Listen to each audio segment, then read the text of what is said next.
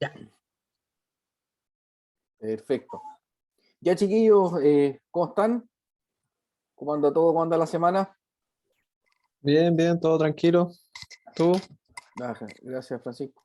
Bien, bien también. A la próxima semana iniciamos el año académico, o sea, el semestre académico, así que ya empiezan las clases y eso. Así que por ahora escribiendo, tratando de escribir y de resolver trámites burocráticos con Fondesit.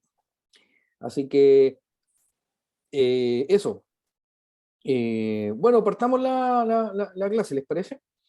Como de costumbre, vamos a partir haciendo una breve síntesis de la clase anterior a fin de darle conexión con esta para todos aquellos que, si es que alguno de los que está acá no estuvo la clase anterior o en su defecto quedó con algo como pendiente, y luego partimos, ¿ya? Con lo que nos corresponde, ¿bien? Entonces, le pregunto a usted, Francisco, Vladimir o el mismo Irra, si pudiesen ayudarme con unas 2 o 3 ideas fundamentales que sintetizasen que logren hacer una síntesis de la clase anterior. ¿Qué les quedó, no? ¿Qué quedó ahí? Si quedó algo, ¿no? Hola, buenas tardes. Vladi, Yo sí. me acuerdo de cómo se empieza a configurar el panorama tanto social y político, desde arriba y desde abajo, que va a determinar en el plebiscito del año 88, cómo va evolucionando la postura de esta nueva centroizquierda, desde un momento que pide la salida inmediata de Pinochet, una reforma a la Constitución del 80, eh, por ejemplo, como medidas principales como para empezar recién ahí a iniciar una vuelta a la democracia, una transición política, por decirlo de alguna forma. Está también la postura de esta izquierda mucho más revolucionaria y también con perspectiva desde la vía armada para conseguir el término de la dictadura. También proponían la salida de Pinochet de manera inmediata y el cambio constitucional para poder empezar con un proceso democrático, ya incluso podría decir como desde 1985, después esta centroizquierda empieza a aplazar un poco más el plazo, 86, 87, las presiones tanto de Estados Unidos como de distintos elementos europeos, la participación de la Iglesia Católica, Monseñor Fresno también estuvo ahí intercediendo constantemente, tratando de llevar, por decir, como la fiesta es paz, como diría una persona un poco más alejada del tema, hasta que finalmente ninguna de estas posturas terminan concretándose, la postura como de un corte mucho más nacional, y las pretensiones que tenían desde Estados Unidos, de una publicación, no me acuerdo el nombre de quién lo hizo, de la revista Economist, termina siendo la propuesta que, paso a paso, que va a conformar el plebiscito del año 88, para ponerle término a la dictadura con los mismos plazos que la constitución del 80 en la que había Claro, implementado. claro. Creo que hasta ahí llegué, y la Sí, disolución poco a poco hasta principios de los 90 del movimiento revolucionario, tanto el MIR, el MAPU, Lautaro y el Frente, ligándose directamente y política del Partido Comunista. Creo perfecto. que eso era... Sí, sí, perfecto, perfecto. O sea, si yo tuviese que sintetizar lo que acaba de aportar Vladimir, ¿no? Diría que por una parte, gracias Vladimir, por una parte, entonces lo que ocurre es que tanto la vía, digamos así, insurreccional para derrocamiento de la dictadura fracasa, ¿no es cierto? Y se va aislando políticamente, y la vía de los acuerdos, de los consensos que originalmente se trató de implementar en el 85 y que fracasó, empieza a retomar su agenda, ¿no? Pero finalmente lo que sentencia todo esto es que es la propia Constitución del 80 y la dictadura la que termina por imponer los plazos y los tiempos políticos, ¿no? Eso es lo primero, ¿sí? Y como segundo elemento de lo que rescataba Vladimir, efectivamente, iniciado el ciclo transicional en términos políticos, ¿no? Una de las mayores preocupaciones del gobierno de Elwin va a ser el elemento subversivo, ¿sí? Y para eso se desarrolla una política antisubversiva, digámoslo así, los subversivos de la transición, ¿no? En particular, el Mapu Lautaro, conocido en el lenguaje de clandestinidad como los Laucha, ¿no es cierto? Y el FPMR autónomo, que entre otras cosas habían asesinado a Jaime Guzmán y luego habían producido el secuestro de Edward, ¿sí? Del hijo de Edward, ¿no? Entonces, la cosa no era nada sencilla. Hubo un par de enfrentamientos, el caso de la matanza de Apoquindo, por ejemplo, donde Carabineros, por ejemplo, trata de repeler el asalto al banco, muere el guardia del banco, Carabineros repele la huida de los actores, ¿no es cierto?, abriendo fuego en una micro, por ejemplo, y muriendo gente inocente también. Entonces el tema es complejo. Y para eso se utiliza la oficina, dependiendo del Ministerio del Interior, ¿no? A cargo en particular la oficina de Marcelo Chilling, y en el fondo se nutre de agentes que habían sido formados en el campo oriental, ¿no? En Europa del Este, para combatir esto, mediante soplonaje, inserción, delación, ¿no es cierto? Y ya para el 94 el elemento subversivo está derrotado. Bien, entonces ese era uno de los elementos. Bien, ahí están las dos, como te decía. Yo agregaría una tercera, que en el fondo es evidenciar, ¿no es cierto?, que en el gobierno de Elwin lo que hay, la preocupación central, cuando uno estudia el gobierno de Elwin, lo que tiene que tener en claro es que la preocupación central de ese gobierno es asegurar la transición. Ese es su objetivo, ¿se fijan? Su objetivo político. Y por tanto, los partidos que forman el gobierno van a estar a merced de ese objetivo y del ordenamiento que imponga, perdón, el presidente de la República. Hay una fuerte tradición presidencialista en Chile, ¿no? Y sobre todo en una situación como la de la década de los 90, se hace ver, ¿no? Se hace ver esa tensión. De hecho, muchos analistas hablan del suprapartido, ¿no? En el fondo. Es el gobierno y los partidos se ponen a disposición. En el fondo de los 90 no hay díscolos, ¿me explico? No está ese fenómeno de los díscolos, eso es muy posterior a eso, ¿ya? Y el objetivo principal, como digo, es asegurar la transición. Y por tanto, objetivos secundarios a eso van a quedar de lado, privilegiando el objetivo principal, que es asegurar la transición, es decir, evitar un alzamiento militar. Recordemos que hubo dos intentos, ¿no es cierto? El ejercicio enlace, llamado el boinazo, por el caso de los pinocheques. Todos ustedes saben qué es lo que es el caso Pinocheque, pregunto.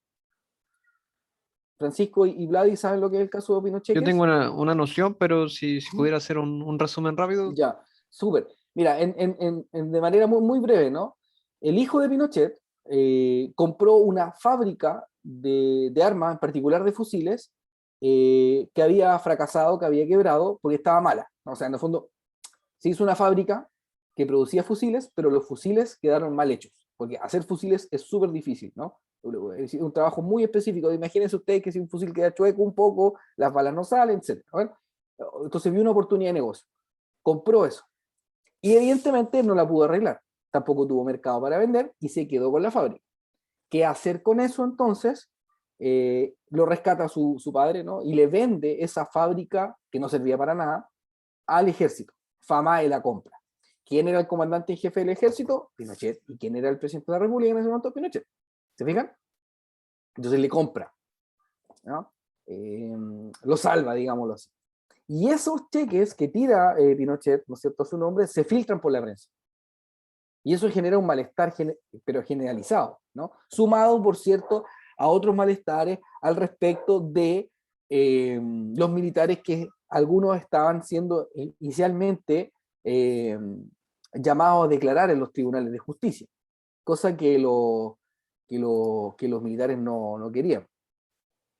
También en un momento dice Vladi, al comienzo del gobierno, donde tenían miedo de llamar a los militares a regular orden social por temor a recaudo. Sí, exactamente, sí. Ya voy a tomar eso que estás hablando, Vladi. Voy a cerrar este punto y voy a eso, ¿vale?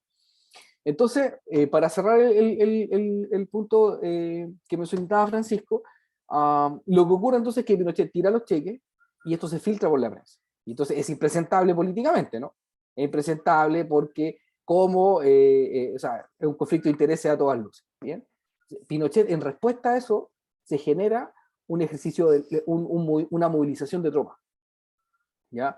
De hecho, los ministros que estaban en ese momento estaban en una graduación ¿cómo se llama?, en la escuela militar de los cadetes, ¿sí? Entonces les llega la noticia de que hay movilización de tropas que se están moviendo, y entonces se preguntan, ¿cómo es eso, ministro? Hay movilización de tropas, me informan. ¿Cómo es eso que hay movilización de tropas? Dicen, sí, estamos acá, pero pues si uno da orden, el presidente no da orden de movilización de tropas, ¿no? Entonces, si estamos en la escuela militar y hay movilización de tropas, ¿estamos detenidos, por ejemplo? Se preguntan. O sea, una situación de vaca. Finalmente, la cosa se contiene, bajo detalles que no viene al caso contarnos. Recomiendo 2 textos para eso: La historia oculta de la transición, de Ascanio Cavallo, y Rafael Otano, no crónica de la transición, ¿sí?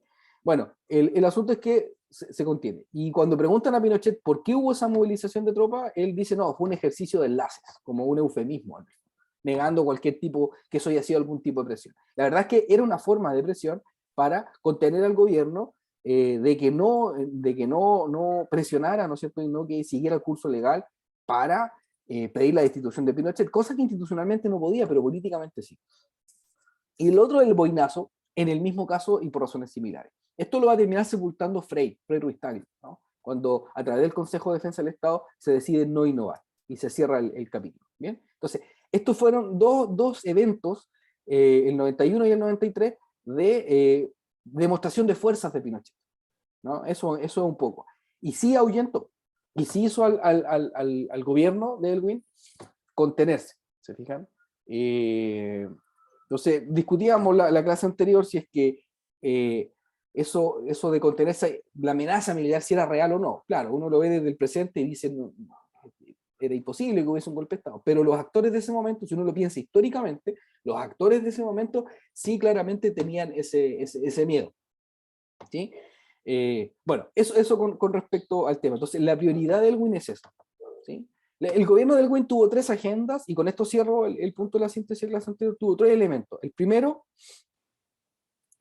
justicia social, y para eso la estrategia es la que decide el Ministerio de Hacienda. Y el Ministerio de Hacienda lo que decide es mantener el modelo económico para mantener los índices macroeconómicos positivos, controlar la inflación, aumentar el crecimiento económico y disminuir la pobreza mediante políticas sociales focalizadas, es decir, en clave neoliberal.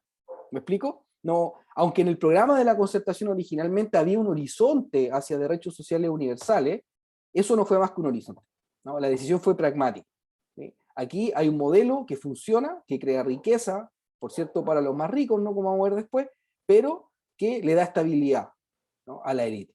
Y no podemos arriesgarnos a inventar una estrategia de estado de bienestar cuando en el contexto internacional el estado de bienestar viene de regreso. E incluso las variantes socialistas, como la Unión Soviética y Cuba, están en absoluta crisis. La Unión Soviética se demorona y Cuba entra en el periodo especial, ¿no? Entonces, eso es lo que decían ellos. ¿Mm? Justicia social, sí. Disminución de la pobreza, sí. ¿Cómo? Mediante focalización. ¿Ya? Punto que voy a retomar más adelante por la clase de hoy. El segundo lugar, el segundo eje es democratización, ¿no? Y para eso se van a encontrar con todas las barreras institucionales de la derecha, de las Fuerzas Armadas, como lo acabo de narrar, ¿no es cierto? De los quórum supramayoría. Yo me atrevería a decir que el único elemento democratizador con fuerza fue la reforma que permitió la elección democrática de concejales, el 92, la reforma municipal, que permitió abrir el paso para empezar a democratizar la elección de las autoridades locales. Ya, pero fue una reforma muy complicada, muy tensa, pero eso fue el avance. Y en términos de justicia, de derechos humanos, yo diría que el gran aporte, y lo que más resalta, es el informe Rettig. ¿Ya? ¿Por qué el informe Rettig? ¿Y por qué es tan relevante, no? Es relevante en términos políticos porque el presidente de la República reconoce la responsabilidad estatal en la violación de los derechos humanos, ¿no? O sea, reconoce públicamente que hubo una política sistemática de violación de derechos humanos. ¿Se fijan? Y pide perdón a nombre del Estado. Esto que al día de hoy para nosotros pareciera ser como lógico, obvio o esperable, en los 90 no era así, ¿ya? O sea, fue una jugada política bien arriesgada en su momento. Y las reacciones que eso tuvo fueron brutales. El Poder Judicial, ¿saben lo que dijo al respecto al informe Rettig? Que el documento no tenía ninguna validez jurídica. ¿Mm? Esa fue la declaración del Poder Judicial. Que era un documento poco objetivo y que no tenía ninguna validez jurídica. La Fuerza Armada, ¿sabe lo que dijeron al respecto del informe Rettig? Que era una verdad a medias, ¿no? Que era una verdad a medias, que faltaba la otra verdad, ¿no? La de la Fuerza Armada. ¿Se fijan? Entonces, tiraban por el tacho de la basura el informe Rettig. Bien. Y por eso Elwin la frase justicia en la medida de lo posible, ¿no? Porque Elwin sabía que con el informe Rettig lo que se podía hacer es recoger testimonio, pero también sabía que eso no era un paso automático a la aplicación de justicia, porque la aplicación de justicia corría por otro carril. Estaba vigente la ley de amnistía, por ejemplo, ¿no? Y entonces va a haber toda una discusión política al respecto de cómo trabajar en el problema de los derechos humanos, ¿sí? Entonces fue una jugada estratégica bien importante. A partir del informe Rettig, para adelante en el problema de los derechos humanos, va a empezar a usarse ese informe para poder avanzar en la justicia. ¿Se fijan? Pero eso ya es harina de otro costal. ¿Bien? Entonces, en síntesis, para cerrar esto, el gobierno de Elwin, yo diría, se caracterizó por que su objetivo político fue asegurar la transición, asumiendo todos los costos que eso implicaba en renuncias a la democratización, en renuncia a pensar un modelo de desarrollo diferente y transformar la herencia económica de la dictadura. Eso nunca fue una prioridad para el gobierno de Elwin, ¿no? Y en renuncia, por cierto, a cómo avanzar en el problema de los derechos humanos. Hace un aporte contundente, yo diría, en el informe Rettig, una jugada riesgosa, pero tampoco puede avanzar más allá. Es un gobierno de 4 años, ¿no? Y las condiciones estaban a la vista de todos. O sea, triunfaba la globalización, triunfaba el neoliberalismo, la Unión Soviética se caía, Cuba se caía, y los socialdemócratas y estados de bienestar vienen en retroceso. ¿Se fijan? Y por último, hay transformación en el sujeto popular, ¿no? Cerramos la clase anterior viéndolo desde abajo, ¿se acuerdan? Entonces vimos un poco la otra transición, digamos. Entonces, lo que sostuvimos en el fondo como tesis general es que a partir del fracaso, o sea, a partir del 86, las protestas populares empiezan a decaer, ¿no? Y entonces la perspectiva insurreccional, que se nutría de esa masa movilizada, comienza a aislarse políticamente, ¿no? Y eso es lo que le pasa a los sujetos subversivos, quedan aislados políticamente porque ya no tienen la masa en la calle, ¿no? ¿Se acuerdan cuando conversábamos sobre la estrategia a lo iraní que pretendía el Partido Comunista? A eso se refería el PC, ¿no? Masas en la calle. Para que haya una insurrección popular tienen que haber masas en la calle, ¿no? Y cuando ya no hay masas en la calle, es como una revolución de vanguardia, ¿no? Y eso no va para ninguna parte. Y por eso el PC, el 87, desarma el aparato militar. Se fijan, y el PC se da cuenta, la comisión política del PC, ¿no? Se da cuenta que la transición no va en la línea que ellos lo que quieren, y entonces desarman el aparato militar. Y en ese momento es donde el comandante más importante, el FPMR, Raúl Pellegrino, ¿cierto?, va a llamar a armar el Frente Patriótico, bueno, Rodríguez Autónomo en el fondo, ¿no? Y viene una decisión entre los partidos. Bueno, eso, el sujeto popular se transforma. Y cerramos con la visión con la película, ¿no?, de Justiniano. ¿Se acuerdan? Ahora se acuerdan de los locos cuando nos volvimos locos. ¿Sí? Caluga aumenta. Caluga aumenta, exactamente, ¿no? Ahora se acuerdan de los locos cuando nos volvimos locos, ¿no? Y ahí se ve un sujeto popular mucho más como marginal, si ustedes quieren, con el problema de la droga, sin sentido. Norbert Lechner, un politólogo clásico, ¿no es cierto?, en ese momento, en los 90, va a escribir un texto clásico que se llama Las sombras del mañana, a donde la erosión de los mapas mentales, las coordenadas ideológicas están difusas, ¿sí? Entonces, bien, vamos a partir entonces ahora con la clase 2. Quiero seguir viendo la transición desde abajo, pero ahora lo vamos a ver de otro punto de vista, que es poco abordado por la historia, ¿sí? Y que tiene que ver con el hacer política, ¿no? Vamos a ver en el fondo la transición desde abajo, ¿sí?, en los 90, pero a través del vínculo con los partidos, ¿ya? Esto es un clásico debate, ¿no? Si es que hay partido o no hay partido, ¿qué pasa con el sujeto pobre y los partidos? Bueno, veamos cómo se articula. Eso es lo que quiero ver. Entonces, el objetivo de esta clase es analizar las prácticas informales del sistema político chileno que se dan en el vínculo entre los partidos y la ciudadanía. ¿Me explico? Y en particular me voy a centrar en los sujetos populares. Eso es lo que quiero ver, ¿ya? Entonces, pregunta, ¿leyeron el texto? ¿Alcanzaron a revisar el texto? Sí, yo sí. Ya, perfecto. El de los empresarios, ¿no? No, era el del pintismo en Valparaíso. Ah, es que yo estaba. Quizá me confundí, pero Lo que pasa es que yo mandé un correo porque alteré el orden. ¿Sí? Lo invertí en el fondo. Dije, no me llegó ese correo. no te puedo creer. Chuta, ya, vamos a revisarlo. No importa en todo caso porque creo tener herramientas pedagógicas para poder abordar el texto, ¿no?, y el tema. ¿Bien? Yo lo Ya, estuve chicos. leyendo, pero no lo terminé. No alcancé a terminarlo, pero sí lo estuve leyendo. Ya, vale. No hay problema, no hay problema. Bien. Miren, vamos a partir por lo siguiente. La pregunta que yo haría en esta clase es, ¿cómo se hacía política? ¿Cómo se hacía el trabajo político en los 90? ¿Ya? Cuando digo trabajo político, me refiero a cómo los partidos políticos desarrollaban su quehacer, ¿no es cierto?, en este contexto particular de los 90. Y cómo la ciudadanía, el territorio que llamamos ahora, ¿no es cierto?, los vecinos y vecinas, se articulaban con los partidos. ¿Ya? ¿Cómo se hace política? ¿No? Porque generalmente cuando analizamos un proceso histórico, tenemos la mirada siempre desde arriba, ¿no? Que es la mirada como de los grandes discursos, de los líderes, ¿no es cierto?, de los índices macroeconómicos, de los procesos largos. Ya, pero la gente no vive de eso.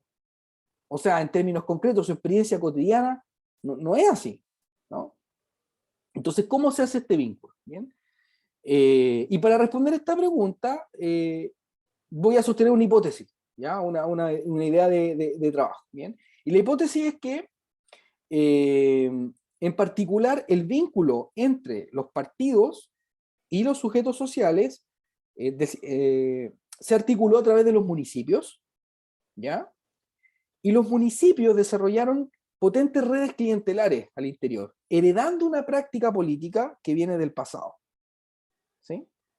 Entonces, lo que ocurre ahí es que los partidos comienzan a perder influencia en el imaginario de la gente y los vínculos se personalizan con las autoridades. Es decir, se da lo que autoras como Verónica Valdivia llamó en otro momento la alcaldización de la política. ¿Bien? Los vínculos en el territorio van a estar personalizados en la figura del alcalde.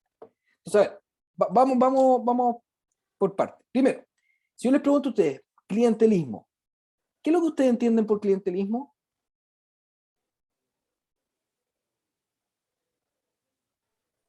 Les pregunto. Disculpen, que justo me Sí, estoy tomando una galleta. está bien, está bien.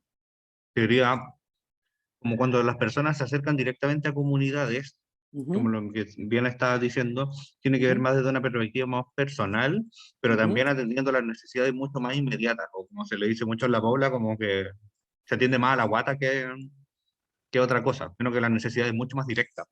Perfecto, Y ahí perfecto. se le ofrecen, obviamente, este tipo de soluciones para las necesidades, o por ejemplo, no sé, en casos que ocurren mucho hasta la actualidad, que tienen que Ujú, ver con los comités de allegados, donde va, no sé, la persona que se está ofreciendo y le dice, ya, si ustedes votan, lo voy a tener el subsidio, por ejemplo. perfecto. Entonces, hay una relación muy, como el concepto lo dice, entre el que ofrece el servicio y el que necesita consumirlo, el lenguaje más clientelar. Por lo menos así lo he entendido Sí, yo y que no está tan relacionado, por ejemplo, con otras prácticas como el cohecho, que ya están como un poco más erradicadas, pero que tampoco están extintas. claro, exactamente. ¿Y ustedes creen que en Chile hay clientelismo? Sí, sigue existiendo. Sí. Ujú, No es tan visible quizá como en otro momento, pero sí. ujú. Ya, sube. ¿Saben Sí, ustedes oye, que... también Dale. con la idea de clientelismo está, claro, el servicio que se otorga, pero también obviamente el costo del servicio. O sea, hay una relación bastante comercial lo que se puede ver en esa perspectiva. Entonces, ¿cuál Ujú, es el costo o el precio de recibir el beneficio de la solución al problema inmediato? Que sería entonces digamos, el favor político, ¿verdad? A la hora ujú. Perfecto. de participar ahí en las elecciones en favor del candidato del sector. Y también Al una Perfecto. menos dependencia. claro, A al menos nivel de ahí comercio. también el tema de la dependencia. Todo eso es Ujú, lo más tradicional, ¿no es cierto? Obviamente esa unidireccionalidad de las cosas hoy día se cuestiona. claro, Esto es algo más complejo desde dentro. claro, claro, claro, claro. Ya, perfecto, perfecto. No sé si están viendo la pizarra que estoy armando a lo profesor, ¿no es cierto? Sí, sí. Sí, profesor Salomón. Perfecto, gracias. Ya, estoy haciendo como un esquema, ¿no? Ya, miren. Por lo general, eh, los estudios más tradicionales tienden a ver que el clientelismo es un fenómeno propio de los regímenes populistas, ¿ya? Entonces, los casos de clientelismo en América Latina emblemáticos serían el PRI mexicano, ¿ya? el justicialismo, el peronismo argentino, el varguismo en Brasil, ¿no? O sea, los estados consolidados populistas se entenderían siempre como casos de clientelismo. Y en cambio, países como Chile, como Uruguay, se piensan siempre como distintos, ¿ya? Como países con un sistema de partido fuerte, lo que haría menos propenso al clientelismo. ¿Bien? Entonces, generalmente Chile y Uruguay son los países como medio excepcionales en el Cono Sur. Siempre se los mira así como con cierta admiración, si ustedes quieren, ¿no? Entonces, de hecho, hace un par de años atrás, entrevistaban, por ejemplo, algunos politólogos, historiadores, cientistas sociales en general, y les preguntaban por el clientelismo, y algunos decían, no, no, en Chile no da para el clientelismo, no, en Chile no hay clientelismo. De hecho, las miradas más excepcionalistas de la transición, aquellos que eran mucho más optimistas con respecto a los resultados del proceso transicional, decían que en Chile no había clientelismo. ¿Ya?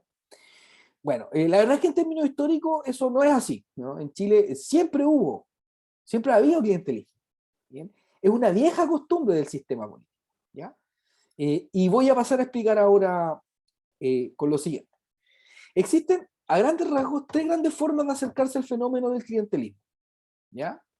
La primera es la mirada más tradicional. ¿Bien? Generalmente pensada desde cierta ciencia política norteamericana, ¿no? Y el clientelismo se piensa desde arriba. ¿Ya? Entonces, en este conjunto de autores como Wilkinson, por ejemplo, Stokes, etc., ¿qué caracteriza, qué sería el clientelismo? Ellos dirían, es una relación asimétrica, ¿ya? Una relación asimétrica entre un patrón, un mediador y un cliente. ¿Bien? ¿Y qué caracterizaría esta relación? Que el patrón ofrece prebendas a cambio de votos. ¿Perfecto? Y entonces, en esta ¿se entiende o no? La idea entre patrón, mediador y cliente. Patrón, por ejemplo, sería el político, mediador, un jefe de campaña, ¿no? O un dirigente territorial, y los clientes serían los que son arrastrados en las votaciones o acarreados para llevar los votos. ¿Bien? ¿Se entiende esa relación? ¿Sí? Sí, sí. Ya, perfecto. Ya. Ahora bien, desde esta perspectiva, incluirían un fuerte concepto como moral, ¿no? Y lo que se dice ahí es que el clientelismo sería una práctica perversa para la democracia, pues erosionaría la democracia. ¿En qué sentido? En que la gente sería utilizada por el patrón. ¿Me explico? Por eso pongo arriba, ¿no? Es decir, es una visión desde arriba hacia abajo. En esta lógica, es el patrón el que usa a la pobre ignorante gente, digámoslo así, ¿no? Comprándole los votos en el fondo, a través de favores. ¿Se entiende? Y por tanto es una práctica poco democrática, ¿no? Porque la gente no se instruye en los programas. Por eso en esta lógica, el clientelismo siempre sería el intercambio de favores por voto, sin idea, sin programa. La gente que va y es comprada de manera clientelar, diría esta óptica, no lee los programas, no tiene idea, ¿no? Va y va porque le dan una canasta familiar. ¿Ya? Esa es la primera visión. Más o menos es la que siempre se conoce, ¿no? La que sale en la prensa. Usted asocia clientelismo siempre a corrupción, ¿no? ¿Se entiende? Sí. Avanzo. Segundo. Sin embargo, de los 90 en adelante hay una segunda tendencia que se abre en los análisis de clientelismo, que están los trabajos, y son los trabajos de Javier Aullero, ¿ya? Un argentino, la política de los pobres, etcétera, algunos textos clásicos, ¿no? Y entonces lo que hace Aullero es empezar a cuestionar esta primera mirada, ¿no? Le pega unos balazos, digamos, ¿no? ¿Cuál es la crítica que le hace Aullero? Aullero dice, el problema de la primera mirada es que es excesivamente verticalista y supone que los de abajo no tienen capacidad de negociación, ¿no? Algo así como que los pobres son pobres y son tontos, y entonces como son pobres y son tontos, son comprables. Como si los sujetos populares no pudiesen negociar su apoyo o pedir cosas a cambio. ¿Me explico? Entonces él dice, este es un primer problema que tiene, es una mirada súper vertical, ¿no? Solo desde arriba hacia abajo. La pregunta sería, ¿y qué pasa cuando la gente va a pedir?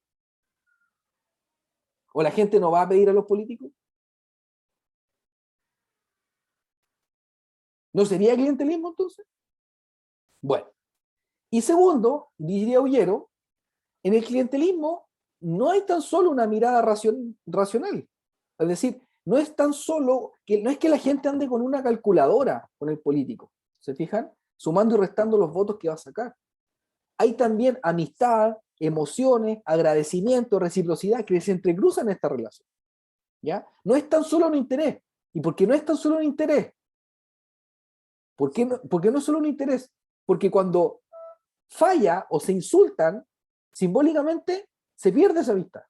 No es solo el interés lo que está ahí. ¿Bien? Esa es como la crítica de Auger. En un segundo conjunto de trabajo. Y un tercer conjunto de trabajo retomó la noción de economía moral de Thompson. No sé si ustedes ubican al historiador, al gran historiador, ¿no es cierto?, E.P. Thompson. Sí, sí, Ya, sí. perfecto.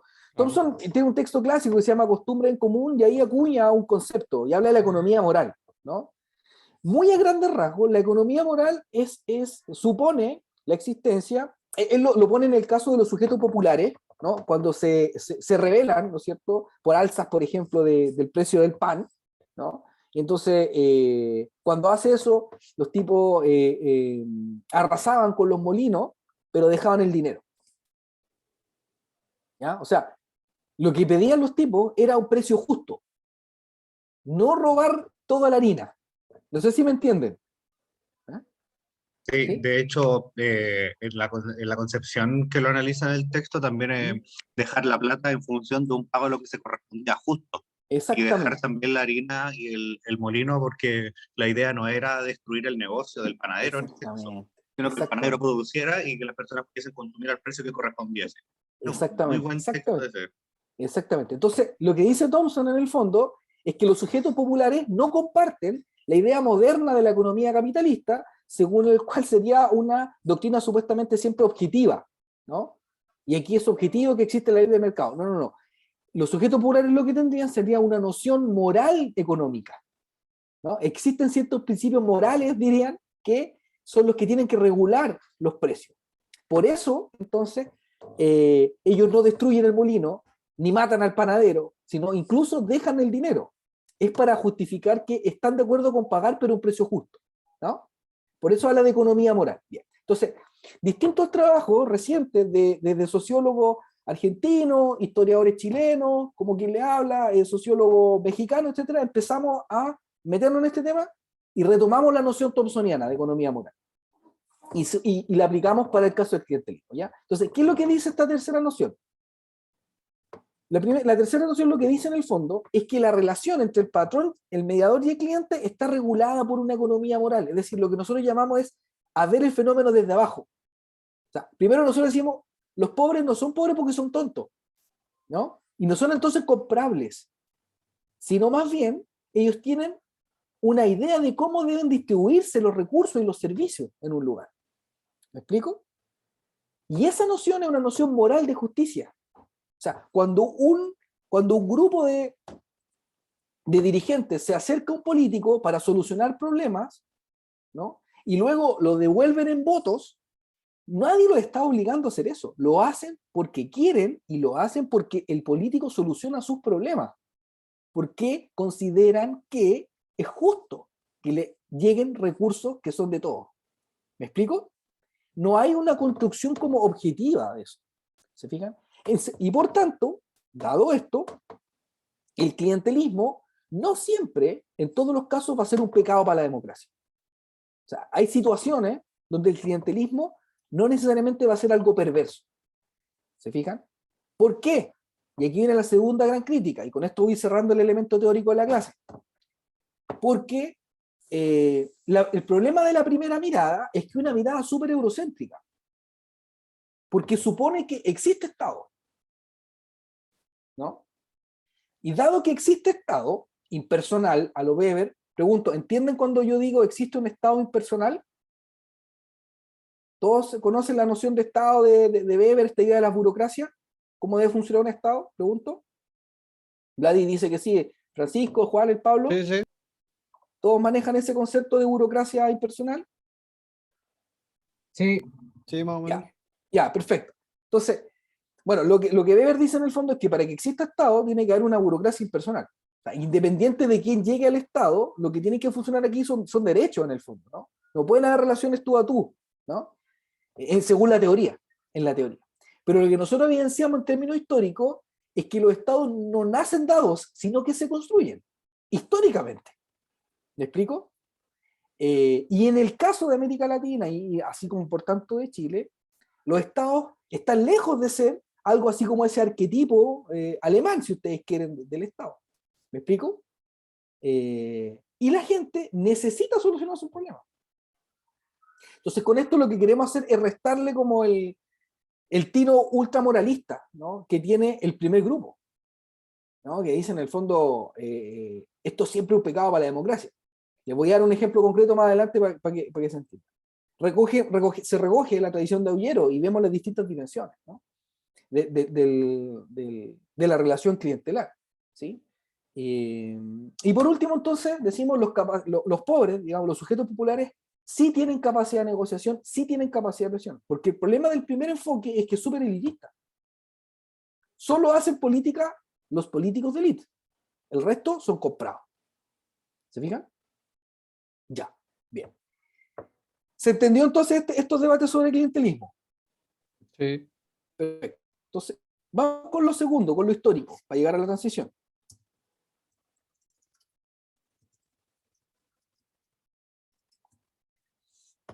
¿Cómo se hacía política en los 70? Porque siempre tendemos a ver la década del 70 como la década de la revolución, ¿no es cierto? La década así, es como casi si Chile hubiese sido la Grecia del siglo V antes de Cristo, ¿no es cierto? Así como que todo estaba politizado. De hecho, probablemente ha sido el ciclo histórico donde más politizado estuvo, ¿no? Está bien. Pero la gente comía política. Todos los militantes de los partidos habían leído el Capital de Marx de los partidos de izquierda. ¿Cómo se hacía política? ¿Existía clientelismo en ese tiempo? No sé si en realidad qué tan influido han estado, pero de que había una cultura que obviamente estaba muy instruida y sobre todo en los partidos de base mucho más fuertes como el PS y el PC sí había una cultura crítica y que estaba súper informada. Además que facilitó mucho sobre todo en los sindicatos la difusión del conocimiento y de las ideas. En el clientelismo en sentido, yo podría decir quizás un poco más intermedio, podría haberse aplicado mucho más en sectores como que estaban en una izquierda más hacia la DC, en un contexto particular, y quizás un sector popular que apelaba mucho más a las necesidades más inmediatas entre la DC y la derecha. En el PN podría haber sido en esa época en particular. Pero pues me atrevería a decir, sin tener la base, de que los sectores más izquierdizados, por decirlo de alguna forma, lo que era PS, PC y MIR, no sé si habrá habido tanto, la verdad. Vale, ya. O sea, una hipótesis sería la que dice Vladi, ¿no? En la izquierda hay menos porque es más ideológica, ¿no? Y hay más trabajo ideológico de base. Mientras que en la DC, que es menos ideológica, y en la derecha, que es nada ideológica, digámoslo, prima mayor maquinaria clientelar, ¿sí? De hecho, el gobierno de Frei Montalva es un mejor ejemplo de eso, ¿no? La promoción popular era eso, ¿no? Entregar máquinas de coser a lo Evita, ¿no? Máquinas de coser y todo lo demás. Y la DC tenía una enorme base popular. A veces tendemos a pensar como que los sujetos populares siempre son de izquierda, pero eso no es así, en términos históricos, ¿no? La DC Se hizo mucho como lo que hizo Alessandri, cuando hace este cambio de la Constitución, como cambiemos las cosas nosotros de que nos obliguen a cambiarlas. Perfecto. Pero también lo que quería decir era como del lado de la izquierda, sin entrar en el romanticismo, también para aclarar esa parte, sí, que es necesario. Sí, está bien. Pablo está levantando la mano. Pablo, ¿cuál sería tu hipótesis? Yo diría un poco al revés, o sea, al menos hasta donde yo conozco, todo este fenómeno de la alcaldización de la política y sobre todo como el rollo más municipalista, por así decirlo, de la UDI, un poco lo hicieron copiando el cosismo comunista que se le llamaba, por ejemplo, que era como esta lógica municipal y también de los diputados comunistas, por ejemplo, de resolver como cositas, así pequeñas cosas que de alguna manera, claro, uno le puede dar como un trasfondo ideológico distinto al otro, pero de alguna manera la política también siempre se trató de resolver cuestiones cotidianas, y yo me atrevería a decir que incluso en el sindicalismo debe haber sido parecido. No sé, pienso por ejemplo en esas cuestiones como en la redondilla, por ejemplo, de los portuarios para incorporar gente a la pega. Eso yo creo que son cosas que siempre han estado allí, como tú dices, por arriba y por abajo. Claro, es interesante ese fenómeno que nos muestra el Pablo en una redondilla. ¿Sabes lo que es o no? ¿Todos saben lo que es la redondilla? En el fondo es que el sindicato controla la mano de obra. ¿Se fija? Hay que descargar un barco y entonces necesitan estibadores para descargar los barcos y entonces yo no contrato a quien yo quiero, sino que yo contrato a quien el sindicato me manda. ¿Me explico? Ahora, ¿quiénes son los que entran en la lista? Ahí viene la dinámica más clientelar, diría el Pablo. Ya, bien. Miren, les propongo algo. Traje ahora, empezamos con la parte didáctica, traje un extracto muy breve de un texto clásico que abordó estas cuestiones en los 70, a fines de los 60, ¿ya? Que me gustaría que se los voy a leer para no hacerlos tan aburridos, ¿no? Y para que veamos cómo se hacía política en los 70, porque es relevante para poder entender qué es lo que ocurre en la transición, ¿ya? El autor es Arturo Valenzuela, un politólogo famoso, ¿no es cierto? Intermediarios políticos en Chile, ¿no? Voy a dejar de compartir y voy a poner compartir pantalla ahora. Dice, la escasez de recursos financieros disponibles para los municipios no evitaba que los titulares de cargos municipales llevaran vidas bastante agitadas. Sin embargo, tras mantener extensas entrevistas con varios líderes locales y observar de cerca el funcionamiento de 14 municipalidades en la zona de 5 provincias, pude percatarme de que los alcaldes y regidores dedicaban relativamente poco tiempo al funcionamiento del gobierno municipal en sí. La acción colectiva a nivel municipal era bastante infrecuente. Los regidores y los alcaldes eran principalmente emprendedores políticos individuales. Su objetivo principal era satisfacer la municipalidad, satisfacer la multiplicidad de peticiones que hacían sus votantes personales. El pequeño favor, la gaucha chica, era la característica dominante de la vida municipal en Chile, especialmente en las comunidades más pequeñas que constituían la vasta mayoría de todas las municipalidades del país. Domingo Torres se desempeñaba como regidor comunista en Mulchen, una ciudad bastante grande en la provincia del Biobío. Sin lugar a dudas, es uno de los más dedicados y esforzados representantes municipales que entrevisté. En cierta ocasión, mientras conversábamos, expresó su convicción en que la sociedad socialista que él imaginaba solo sería realidad a través de la lucha de clases. O sea, ahí tenemos el componente ideológico que conversamos, ¿se fijan? Pero al mismo tiempo dedicaba gran parte de su energía a poner en práctica, como un verdadero maestro, la costumbre de hacerle pequeños favores a sus electores. Torres era una persona bien vestida, que había cursado la educación secundaria y tenía un título de contador. Su casa, una estructura de madera grande ubicada estratégicamente en el centro de la ciudad, tenía 2 entradas, una para el hogar y otra para una pequeña oficina que consistía en 2 cuartos. El regidor cumplía el horario normal de oficina y atendía al público a las 9:30 hasta las 2:30 de la tarde. Bueno, y después ya entra a contar cómo iba haciendo favor. Les cuento. Dice, perdón, dice, a esa hora ya había 7 personas guardando cuando lo entrevisté a Torres. Dice, toqué la puerta, la entrada principal y fui cortésmente conducido al living. Se me informó que el regidor había salido a hacer ciertas diligencias y que volvería pronto. Volvió a las 9:45, se disculpó y él me preguntó si podía esperar unos minutos mientras él atendía un asunto urgente. Entonces desapareció por el patio de la casa. Algunos instantes después, las voces del regidor y otras personas reunidas en la oficina eran claramente audibles desde el living. Valenzuela empieza a poner atención, ¿no? Digámoslo así, a sapear, como se diría en el lenguaje popular. De un modo muy suave y diplomático les preguntó a 3 o 4 personas cuál era el problema. Un portavoz del grupo respondió que quería legalizar la posesión de un terreno en el que estaban viviendo que pertenecía al gobierno municipal. Tras consultar ciertos detalles de la propiedad y algunos datos personales de los allí presentes, Torres accedió a estudiar el asunto y a presentarlo ante las autoridades correspondientes. Hecho eso, despachó a uno de sus ayudantes con el grupo para pedir información específica acerca de la ubicación de la propiedad. Luego de que los visitantes se marcharon, entró a la oficina una mujer y preguntó a don Domingo si había recibido de Santiago los papeles del Seguro Social que se comprometió a conseguir. Torres le informó cortésmente que la petición había sido encomendada a la gente del partido en Santiago y que pronto deberían tener respuesta. Entonces le pidió a la mujer que regresara la próxima semana. Con esto cierro. El próximo cliente era un joven que aparentemente había sido arrestado la noche anterior por intemperante y pendenciero. Andaba borracho en la calle, ¿no?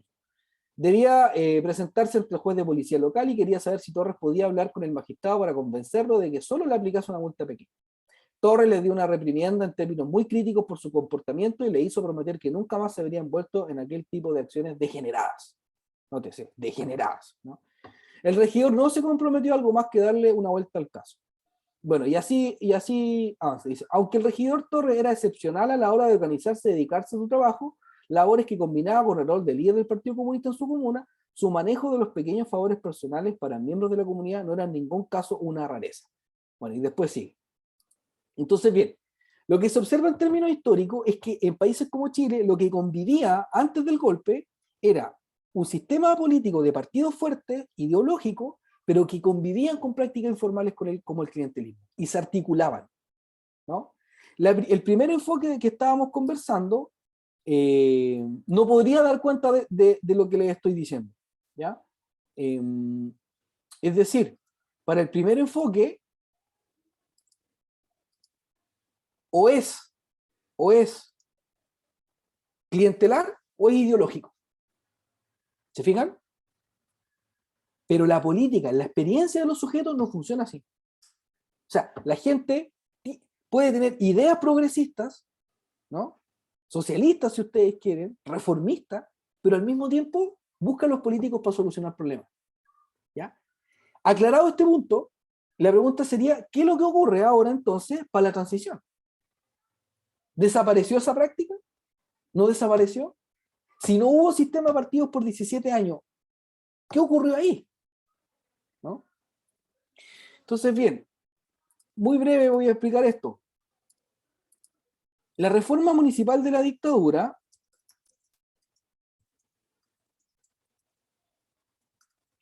lo que hizo fue concentrar en el municipio las antiguas funciones sociales estatales. Es decir, estatales. Le entregó la educación, la salud, ¿no es cierto? Y la solución de problemas al municipio. Con el objetivo de, uno, descentralizar en clave neoliberal. Descentralizar en clave neoliberal es privatizar en el fondo esas cosas y entregársela al municipio. ¿Se fijan? Segundo, entendió el municipio como un aparato de combate a la pobreza. ¿Por qué? Porque concentró en el municipio la entrega o la aplicación de políticas sociales focalizadas. ¿Se fijan? O sea, ¿quién va a estar a cargo de resolver los problemas económicos de la gente? El municipio. ¿Por qué no el Estado? Se preguntarán ustedes. Porque el Estado, cuando la gente los demanda al Estado, eso se llaman derechos sociales. Y eso es lo que hay que acabar, decía la dictadura, ¿no? Y por último, la dictadura con esto, lo que quería era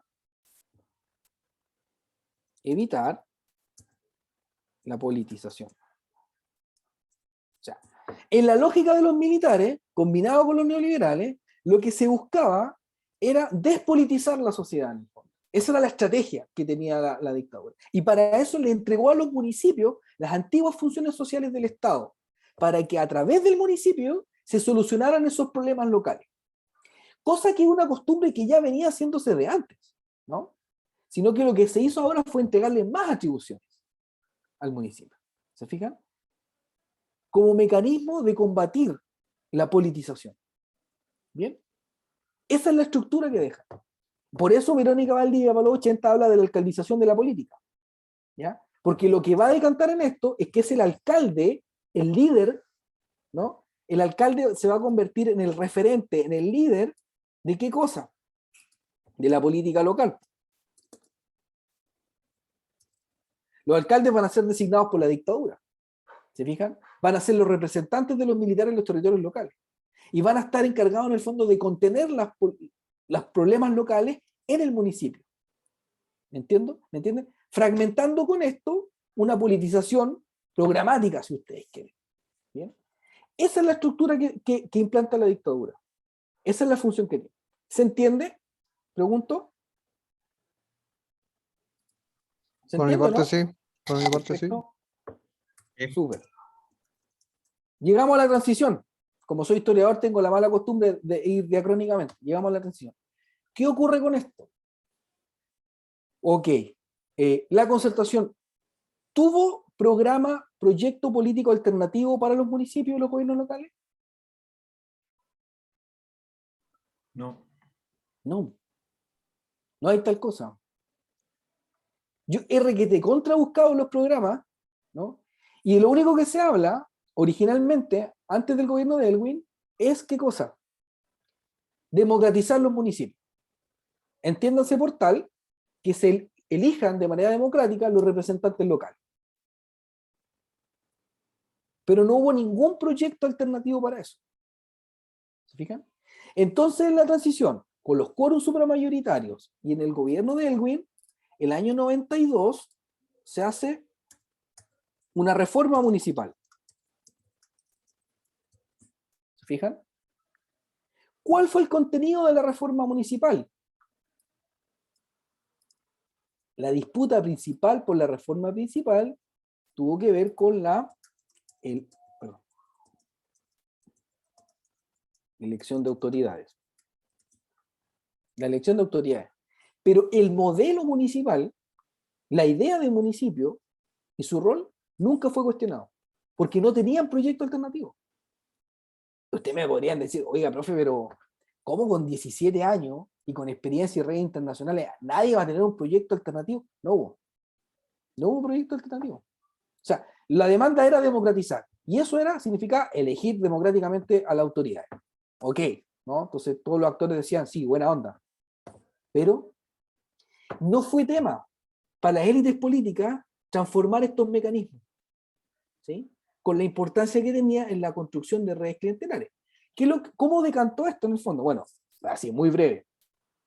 Lo que ocurre en el fondo es que se negocia, costó mucho negociarlo, ¿no? Y el único acuerdo que logran para el 92 recién es elegir por los concejales. Se hace un protocolo, ¿no?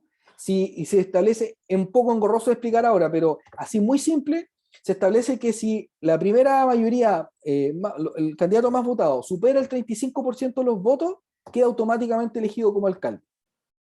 Pero todos se presentaban como concejales. El más votado sobre 35 se convertía en alcalde. ¿Se fijan? Si no, es decir, si tenía menos de 35, habían distintas fórmulas sobre cómo designar. Eso fue todo lo que se logró. Fíjense que los 2 primeros años del gobierno de Elwin tuvo que gobernar con alcaldes que venían designados por la dictadura. ¿Sí? Solo nombró a los alcaldes a los municipios más grandes que históricamente lo había designado el presidente de la República: Viña del Mar, Concepción, Santiago, ¿no es cierto? Valparaíso. Vladimir estaba levantando la mano. Que me llamó la atención del texto, lo mismo, o sea, desde que el 92 empieza esta reforma municipal, entonces venían acarreándose los cargos que ya habían sido designados, pero me llamó mucho la atención de que no haya existido un proyecto político en función de esta democratización real, en función de los municipios. O no se pensaba generar una reforma que realmente fuese democrática, porque no les interesara, porque no lo consideraron. Me llama mucho la atención que se haya dejado así como tan por encima, la verdad. Ahora, la pregunta va en función de que si es algo completamente intencional o antojadizo. Buena pregunta. Ahí me queda la duda, la verdad. Porque me llamó la Buena atención pregunta. cuando estaba leyendo el texto. No tenía idea que las primeras de estas elecciones venían desde el año 92. Esa parte no la cachaba. De hecho, gracias, Vladi, y voy a repetir la pregunta que tú mismo estás planteando, ¿ya? Para ponerla acá al debate. De hecho, las reformas que se hacen en los municipios, las elecciones son 92, 96, 2000, 2004, ¿te fijas? Y en ese periodo, el 92 se logra la elección de los concejales, ¿sí? Entre el 96 y el 2000 se logra avanzar en entregarle algunas atribuciones más a los municipios y a los concejales, ¿ya? Por ejemplo, que tengan mayor capacidad de supervisión del alcalde, ¿ya? Y el 2004 recién se permite la elección separada y directa. Recién el 2004 tú votas por alcalde y por concejal separado. Antes se votaba todo junto. ¿Me explico? Entonces, ¿cuál es la consecuencia de esto? En términos políticos, viendo la transición desde abajo, ¿no? ¿Cuál es la consecuencia de esto? Es que vamos a tener en los gobiernos locales caciques territoriales. ¿Por qué?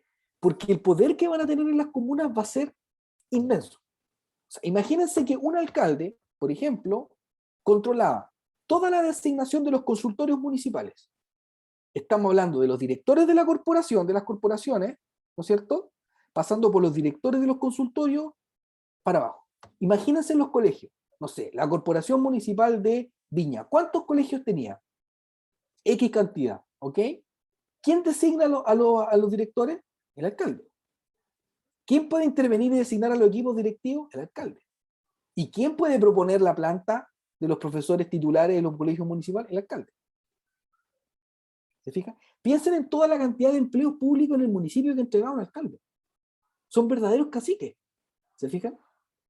Y dado que se heredan las funciones sociales de la dictadura, son los encargados de aplicar la política social focalizada. Por tanto, construyen una relación cara a cara y cercana con la gente. Me salto un par de años. ¿Se acuerdan cuando viene el estallido? Y se buscan las soluciones a la revuelta popular. Una solución la proponen los trabajadores y trabajadoras, ¿no es cierto? La mesa social. Otra, el acuerdo de noviembre con los partidos. ¿Y quién más puso una salida?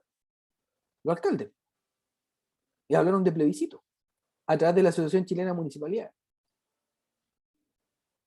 O sea, en ese mismo momento, yo les aseguro que si Piñera aparecía en la calle, no le iba a pasar bien. Pero los alcaldes podían seguir circulando por sus territorios. ¿Por qué los alcaldes tienen eso? Que pueden circular por sus territorios, al contrario de los políticos de arriba. Porque se supone que estarían un poco más conectados con la población. Exactamente, porque tienen una relación cara a cara con la gente. Porque solucionan problemas concretos. ¿Se fijan? Ahora también pasa mucho que en estas relaciones mucho más personales que existen en las relaciones políticas municipales, porque muchas veces son los alcaldes quienes están en las ferias para los clubes deportivos, centros de adulto mayor, juntas de vecinos, que apoyan, no sé, con un microondas en el bingo. Entonces también la política se hace mucho más personalista. Y también es mucho más reconocible la persona. No es así, por ejemplo, no sé, una persona que se vaya a proponer como candidato a diputado. Porque quién es, o sea, representa que muchos más sectores, no es ni de acá, pero como está en el distrito, entonces hay mucho más alejado. En cambio, la persona del alcalde es mucho más personalizada la relación en la política. Es como más personal, ni siquiera es como que representa al partido. Y ahora que también está tan de moda los independientes. Entonces, me imagino que es una cara mucho más reconocible que un proyecto o un partido político, como era antes. Exactamente. Tampoco tanto. Es visto como una oportunidad también, concretamente. O sea, el encontrarte al alcalde en la calle es la posibilidad de ir y plantearte el problema de, no sé, tu barrio, tu pobla, y se entiende que hay una viabilidad de que te solucione eso en el mediano o corto plazo. Claro. A diferencia de un Exactamente. diputado que es solo la oportunidad para decirle, no sé, algunos dineros no. Ármate una ley, ¿no? ¿Cuánto te va a demorar en eso?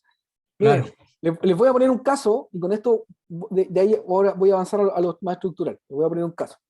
Entrevistando a una mediadora política del pintismo, X, ¿no?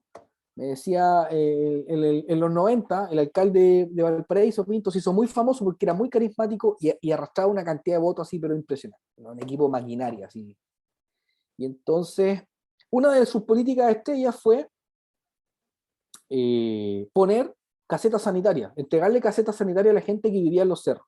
Para que ustedes se hagan una idea, en Valparaíso, el 98% de la gente vive en los cerros, solo el 2% vive en el plano. ¿Bien? Y los índices de pobreza en Valparaíso para los 90 estaban por sobre el promedio nacional, así como también la cesantía. ¿Ya? O sea, esa era la situación. ¿Bien? Entonces, cuando llega el alcalde, los dirigentes territoriales lo que hacían era acercarse a él, hacerse amigo del alcalde, si ustedes quieren, y pedirle soluciones. Y el alcalde iba y les ponía una caseta sanitaria. Entonces, la gente lo que me decía era que antes de que el alcalde le pusiese casetas sanitarias, ellos tenían que hacer en la quebrada del cerro, con pozos sépticos, si es que tenían pozos sépticos en el cerro. Y en cambio, gracias al alcalde, ahora tenían baño. ¿Se fijan? Entonces, la pregunta sería, haciéndole una crítica a este enfoque, ¿no? A este enfoque tradicional. ¿Hay una relación clientelar en esto? Sí, porque después ella era una mediadora que arrastraba votos y movía los votos por su alcalde. Perfecto. Pero esa mediadora política tenía un estado impersonal donde acudir.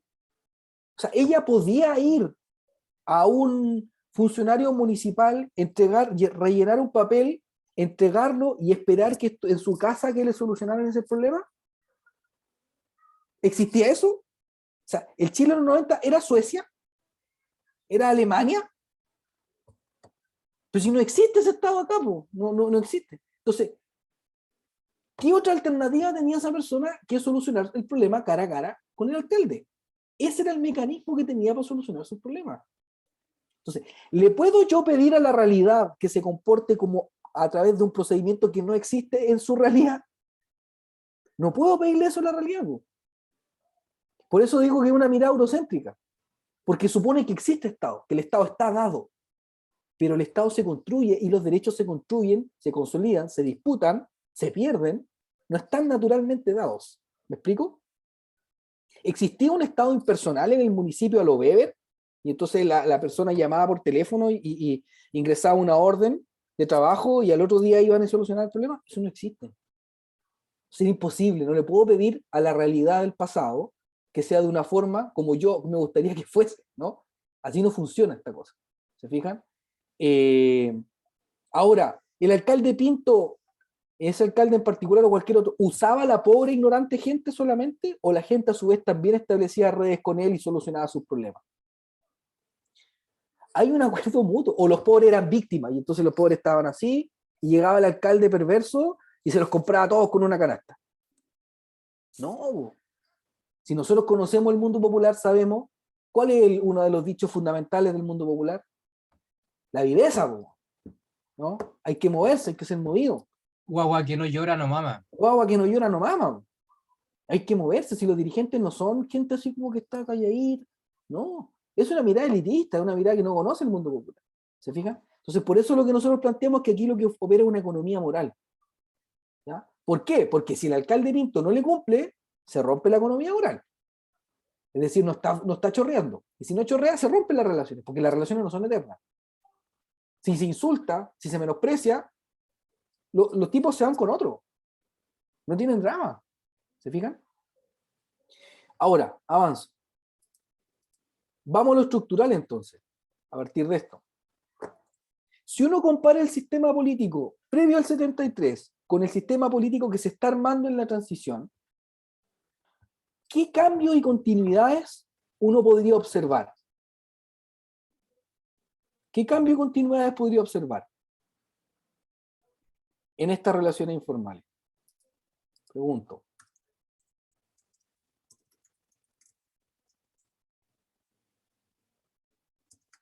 No pierde relevancia lo ideológico o todo lo relacionado al partido. Claro. Excelente, Juan. Exactamente.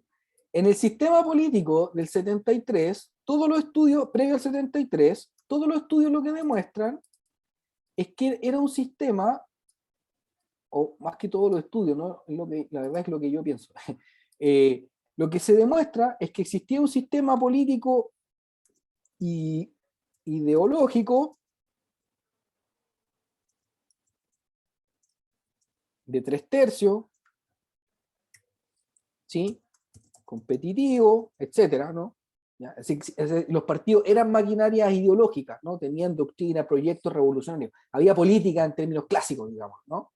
Pero al mismo tiempo estos funcionaban con demandas, digamos así, particulares. Es decir, clientelismo, favores. Bueno, demandas particulares, ¿sí?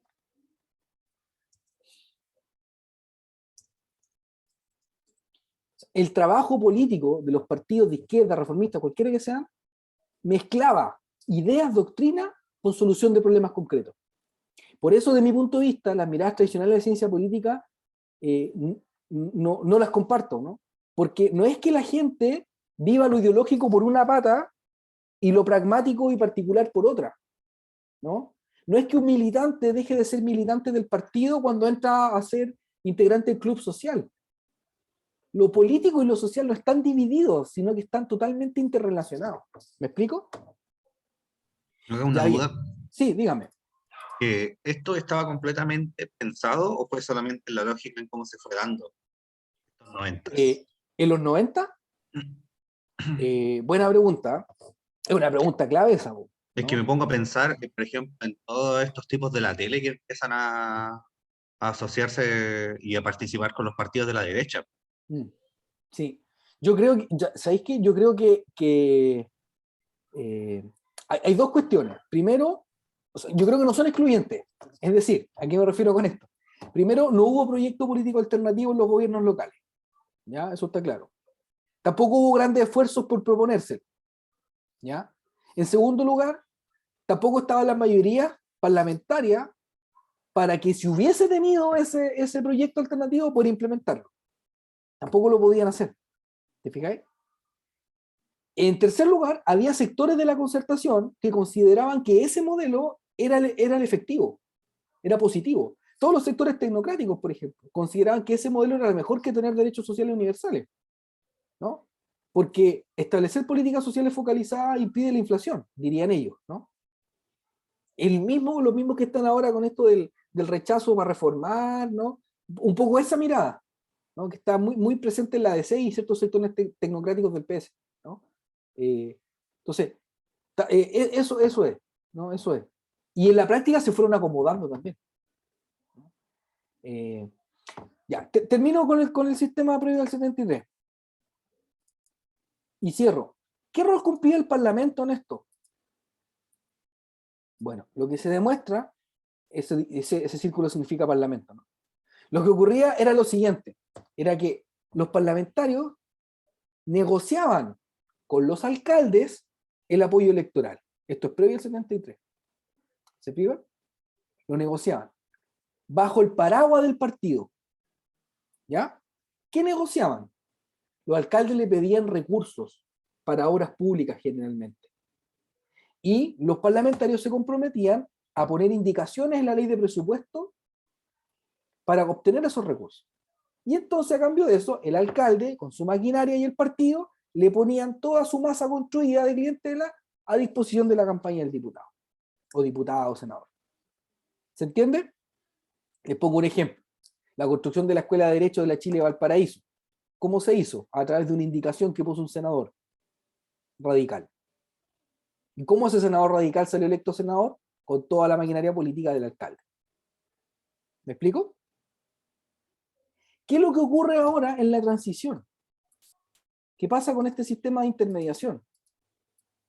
Esto más parece clase de ciencia política, pero me parece que es cosa que hay que de repente salirse un poco como de los esquemas tradicionales y meterse en otros temas, ¿no?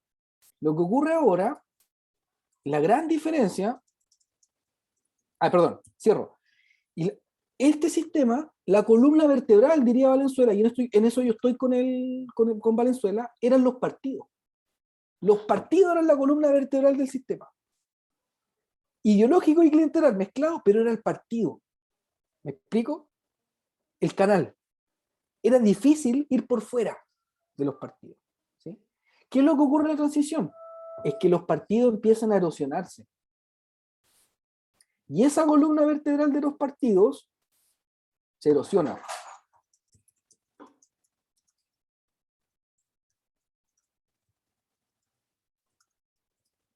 ¿Ya? Se va deteriorando. ¿Sí? Se va deteriorando. Se erosiona. Los partidos y la élite política empiezan a retirarse de esto. Y entonces, ¿qué es lo que pasa acá? Los alcaldes empiezan a hincharse con votos. ¿Me explico? Y llegan los partidos y le dicen, ya, vos tenéis que apoyar al candidato X. Y entonces el alcalde le responde y le dice, ya, perfecto, pero ¿cómo vamos ahí, no? ¿Con qué me vas a apoyar tú? Dale, con tal y tales proyectos. Ya, perfecto. Y asegúrame la nominación en la papeleta. Porque recuerden ustedes que, y eso yo diría que es la línea Mellinot de los partidos, ¿no?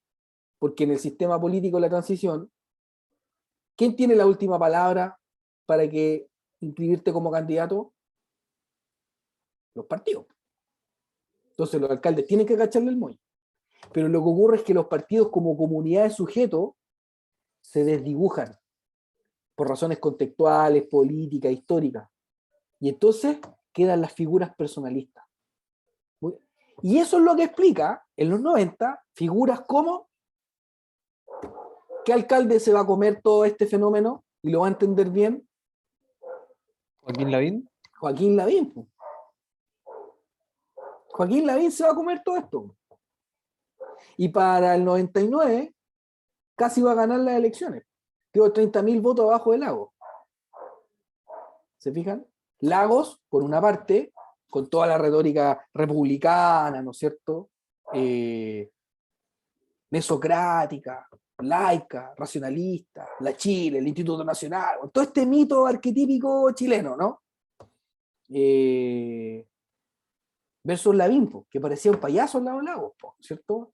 Era divertido Lavín, era simpático, sonreía, regalaba cosas, andaba con globos, ¿me explico? La derecha va a saber canalizar eso en el 99. Pero lo que ocurre entonces, para ir sintetizando esto, es que prácticas como el clientelismo en el sistema de partidos sigue estando, sigue existiendo. Se siguen habiendo este tipo de cosas, no se ha eliminado, porque son costumbres políticas, ¿no? Nadie de los dirigentes toma un curso de clientelismo, ¿no? Nadie le va a la universidad y no. ¿Cómo se aprende a solucionar problemas? En la experiencia de los sujetos, diría Thompson. En la experiencia se construye la clase, ¿no?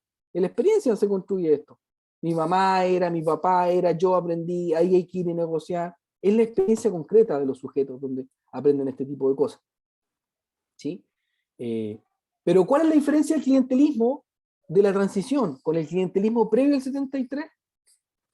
Es la erosión de los partidos y la debilidad de lo ideológico tradicional, en sentido más tradicional. ¿Sí?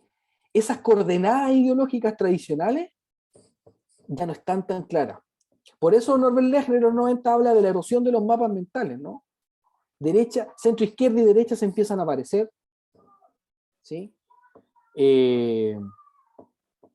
La política se ve como unicausal, solo hay un modelo, el neoliberal, ¿no?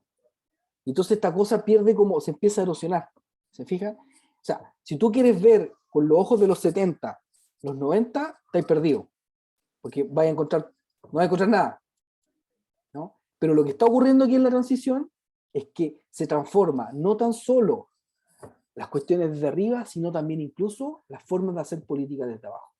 ¿Se fijan? Para ir cerrando la clase, ¿qué otros elementos conviven de prácticas informales en el sistema de los 90 que van a ser determinantes para la otra sesión ir hacia arriba? Hay una práctica informal muy relevante, pero muy relevante, que es el lobby. ¿Ya? El lobby, todos saben lo que es, ¿no? Es la representación de intereses. Ya. En los 90, durante toda la transición, no existía registro de lobby, ni tampoco ley de lobby. ¿Sí? O sea, muchos se llenan la boca, ¿no? De la transición ejemplar, el modelo chileno, ¿no? Todo lo demás. Pero no había ley de lobby. Y entonces los grandes empresarios financiaban las campañas políticas, pero a diestra y siniestra, sin ningún tipo de control, y además dejaban caer sus intereses en el Parlamento sin ningún tipo de problema. ¿Sí? Eso es súper importante. ¿Por qué? Porque explica el poder de cooptación que va a empezar a tener un sector el gran empresariado con el sistema político. ¿Se fijan? Temas como este, como el clientelismo, como el lobby, no eran temas en los 90. Porque pareciera ser que la prioridad política de la élite era evitar la regresión autoritaria, ¿no? Pero por el lado y por los contornos de la transición ocurrían todos estos fenómenos. Clientelismo abajo, lobby por arriba. Y eso va a explicar, como digo, la hegemonía que van a lograr los grandes empresarios sobre el sistema político. ¿Bien? ¿Son nuevas estas prácticas? No. Aquellos que creen que el clientelismo, el lobby son cuestiones del neoliberalismo, están profundamente equivocados. No, son viejas herramientas del sistema político. Y una gran pregunta sería, ¿cómo operaba esto antes? ¿No? ¿Cómo operaba esto antes? ¿Sí? ¿Cómo funcionaba? ¿Ya? Pues bien, para ir cerrando la clase, solamente una cuestión como más bien general. En el ámbito de los gobiernos locales, como les decía, va a ocurrir en el fondo que durante la transición se van a hacer reformas paulatinas que van a impactar en dos áreas. Primero, paulatinamente en la democratización. Y entiéndase por democratización referida a la elección de las autoridades, ¿no? Finalmente, el 2004 se cierra un ciclo y se eligen separados alcalde y concejales. Y en el caso, en el segundo elemento donde se avanza en la transición es en las atribuciones de los municipios. Paulatinamente se le van a ir dando más atribuciones, ¿ya? Tratando de generar algún tipo de contrapeso desde el Consejo Municipal hacia los alcaldes, ¿sí? Van a haber reformas como de rentas municipales para entregarle más recursos, ¿se fijan? Pero el modelo municipal va a seguir, ¿no? Y se mantiene hasta el día de hoy, ¿se fijan? La gran pregunta sería, aquellos alcaldes en la actualidad, ¿no es cierto?, que se declaran como progresistas, transformadores, ¿cómo lidian con esto? ¿No? ¿Cómo se enfrentan a este tipo de prácticas? ¿Se fijan? ¿Y qué modelo alternativo realmente hay?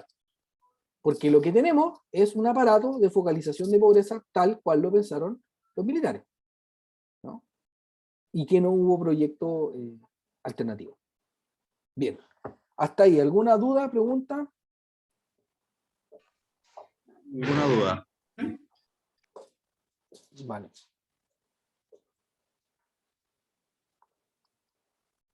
Ya. ¿Los demás?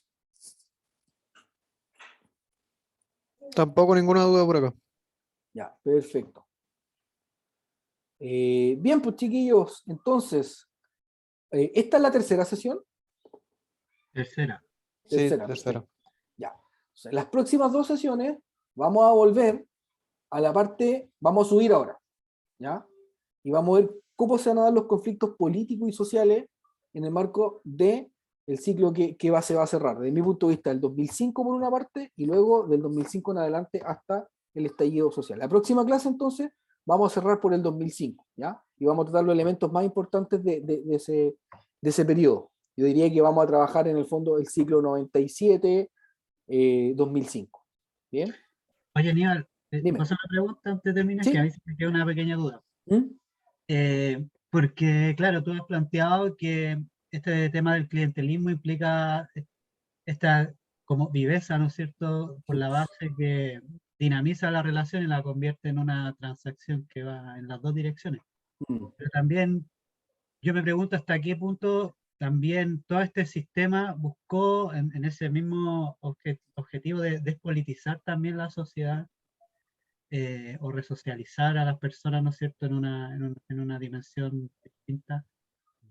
Trató de construir también ese sujeto popular como, eh, ¿cómo decirlo así?, que humildemente va a pedirle a la autoridad, no sé, sin tener este trasfondo ideológico o que sea como más pasivo, ¿ya? Pienso, por ejemplo, en estos programas de televisión que eran muy populares en los 80 y los 90, en que el animador regalaba cosas o sorteaba cosas a las personas, y les regalaban, no sé, el electrodoméstico o lo que fuera. Y en esos programas aparece esta idea como del sujeto popular como una persona que va a buscar las dádivas, ¿cierto? Mm. Entonces, si es que aparejaba la construcción de este sistema clientelar en la municipalidad, existió también una idea de constituir realmente un sujeto popular así. Buena pregunta. Yo creo que sobre la base del sistema que heredaron y que no cambiaron, digamos, por distintos motivos, o porque no tenían proyecto, o porque no era el escenario, todo lo demás, sí hay trazas de continuidad, ¿no? Con el objetivo de la dictadura militar, que es despolitizar. ¿Mm? Pero yo creo que más que despolitizar, lo que ocurrió ahí es que hubo nuevas formas de sociabilidad que no eran como la de los 70. ¿Ya? O sea, la gente siguió agrupándose en clubes deportivos. en juntas de vecinos, en centros de madre. ¿Se fijan? Pero no quedó absolutamente despolitizada, porque lo que va a ocurrir después, como lo vamos a ver en la próxima clase, es que viene el ciclo de conflictividad social. ¿Se fijan? Y va a empezar la gente a reclamar derechos sociales universales, se va a empezar a politizar, hasta lo que llegamos al día de hoy, ¿no? Entonces, esta idea un poco de la despolitización en los 90 es una idea muy como de Mulián. El consumo me consume y Chile actual, anatomía es un mito, ¿no? Yo creo que sí, hubo algo de eso, la sociedad, pero la sociedad en ese momento estaba cambiando, ¿no? O sea, efectivamente los medios de comunicación, el consumismo era algo pero brutal, ¿no? En Chile el mecanismo de consumo se amplía a través del crédito, ¿no? Lo que empresarios llaman, se democratiza el consumo, ¿no? A través de la deuda, en el fondo, ¿sí? Entonces, este ecosismo y el consumo estaban muy, muy pegados. Pero eso no significó el fin de la historia, ¿no? No significó el fin de la historia porque un poco también la lectura de los 90 era eso, ¿no? Así como a lo Foucault, ¿no? La jaula de hierro, a lo Julián, ¿no? Que aquí no hay salida, no hay ruptura, el sistema nos tiene totalmente dominados. Y los hechos empezaron a demostrar que la gente sí se movilizó. Y a mí me da la impresión que conviven ambas cosas. O sea, la gente puede ser consumista y al mismo tiempo movilizarse por derechos sociales. Yo creo que eso es lo que pasa a la gran mayoría de la gente. La gente no ve incompatibilidad, y por eso recurro a la noción de economía moral, ¿no? La gente no ve incompatibilidad entre consumir algo en el mall, en el McDonald's, y luego ir a una marcha y exigir más derechos, ¿sí? Evidentemente para nosotros eso es como contradictorio, ¿no? Así como, pero ¿cómo? Si una cosa, pero para la mayoría de la gente no es así, no lo ven así. Entonces yo me atrevería a decir eso. En síntesis, Israel, para abordar tu buena pregunta, oye, yo diría que primero hubo un intento de despolitizar, no cabe la menor duda, parte de los militares, y dado que continuó el sistema, mantuvo ese sistema que apostaba a la despolitización y el consumismo.